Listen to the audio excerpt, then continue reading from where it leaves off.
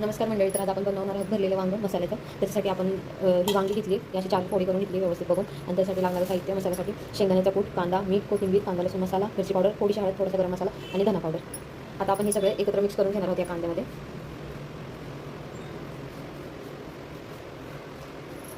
अशा पद्धतीने आपण आता हे मिक्स करून घेतले. आता आपण हे सारण एका वांग्यामध्ये असं सगळं व्यवस्थित भरून घेणार आहे. हे सारण भरायच्या आधी वांग्याला आतमधून थोडंसं मीठ लावायचं, म्हणजे वांगं आणि लागत नाही. हे असं एक एक करून आपण सगळं भरून घेणार.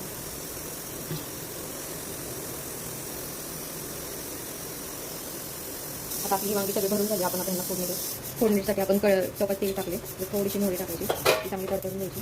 थोडंसं आपण लसणाच्या पाकळ्या टाकणार आहे, थोडंसं जिरं.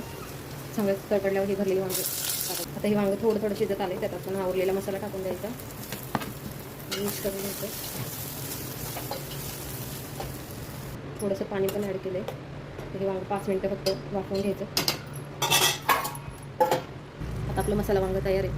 थोडीशी वरून कोथिंबीर टाकायची. थोडीशी वरून कोथिंबीर टाकली, वांगं मस्त शिजून तयार आहे.